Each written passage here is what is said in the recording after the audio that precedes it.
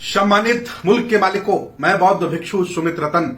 अभी अभी महाराष्ट्र के राज्यपाल भगत सिंह कोश्यारी जी ने बहुजन आंदोलन के मसीहा, बहुजन आंदोलन के वाहक राष्ट्रपिता ज्योतिबा फुले और माता सावित्रीबाई फुले पर बहुत ही अभद्र टिप्पणी की है। और उनकी इस अभद्र अशोभनीय टिप्पणी से यह दर्शाता है कि आदरणीय राज्यपाल महोदय पागल हो गए हैं, उनको इलाज की जरूरत है और वह मानसिक दिवालिया हो गए हैं। उन्होंने जिस मजाकिया अंदाज में, जिस जादूगरी में टिप्पणी की है, उससे लगता है कि वो राज्यपाल होने लायक ही नहीं है। आखिर किस व्यक्ति ने ऐसे धूर्त व्यक्ति को, मूर्ख व्यक्ति को, गधे को राज्यपाल बना दिया है? मैं आह्वान करता हूं कि इसने जो अपमान किया, यह अपमान बहुजन समाज का है, यह अपमान भारत का है, यह अपमान राष्ट्रपिता का है। कोश्यारी जी, तुम्हारी औकात नहीं थी कि उस अंग्रेजों के दौर में 9 विद्यालय जिसने खड़े किए हों, जिसने अपने ऊपर कीचड़ झेला हो और असहाय गरीब कमजोरों को पढ़ाया हो, उन पर टिप्पणी की। और वैसे आप उनके बचपना की टिप्पणी कर रहे हैं कि उनकी बचपन में शादी हो गई। मैं आपसे पूछता हूं, आप अपने पिता से पूछिए, आप अपनी माता से पूछिए। आपके भाई तो 11 हैं, आप 8वीं संतान हैं। आपके माता पिता की कब शादी हुई थी?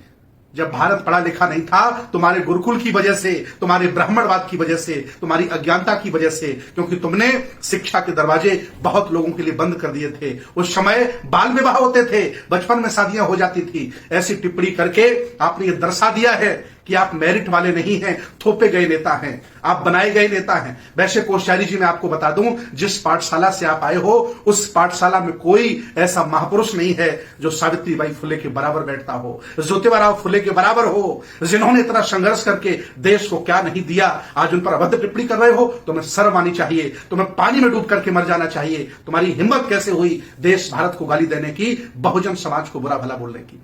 मैं आह्वान करता हूं बहुजन समाज के लोगों, घर में, मोहल्ले में, गली में, चौराहे में, बुद्ध विहार में, अंबेडकर पार्क में कोश्यारी के पुतले जलाइए। इसको एहसास दिलाइए कि तुमने बहुत गलत किया। हालांकि वो इसलिए बोल गए हैं क्योंकि वो जानते हैं कि ज्योतिबा फुले की मानने वाले, सावित्रीबाई फुले को जानने वाले इस समय बेहोश हैं, आखंड जातिवाद में डूबे हैं, अभिमानी हैं, घमंडी हैं, ये कुछ कर नहीं सकते हैं। इसलिए कोश्यारी की हिम्मत हुई अभद्र टिप्पणी करने की।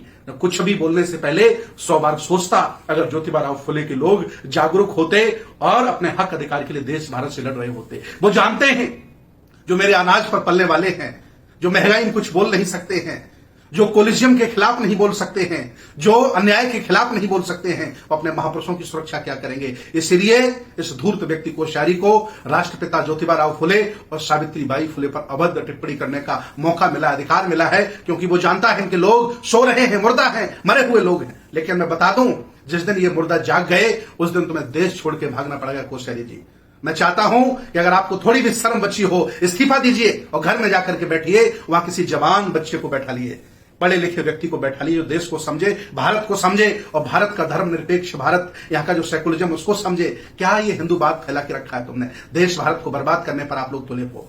पूरी दुनिया में युवा नेता होते हैं, भारत में बूढ़े लोग नेता होते हैं और युवाओं को पेंशन देते हैं। इन बूढ़े लोगों को जो मानसिक विकृत हो गए हैं, घर में नातियों के साथ आराम करने की जरूरत है, राज्यपाल बनने की जरूरत नहीं। होश में आओ कोश्यारी जी। जिस दिन ये समाज जाग गया, तुमको दौड़ा दौड़ा करके पीटेगा और तुम्हें देश से बाहर खदेड़ देगा। ये देश तुम्हारी जागीर नहीं है, ये बहुजन समाज के राजा महाराजाओं ने ये देश बनाया है, अपने खून पसीने से सींचा है। तुम्हारी हिम्मत कैसे हुई ज्योतिबा फुले और माता सावित्रीबाई फुले पर अभद्र टिप्पणी करने की? शर्म करो, शर्म करो, डूब मरो पानी में। और मैं आज आह्वान करता हूं कि हर जगह विरोध होना चाहिए। सोशल मीडिया पर डीएम को ज्ञापन दीजिए, राष्ट्रपति को ज्ञापन भेजिए, प्रधानमंत्री को ज्ञापन भेजिए, ताकि मुर्मू जी को शर्म आ जाए। हालांकि मुर्मू जी के कुछ बस का है नहीं।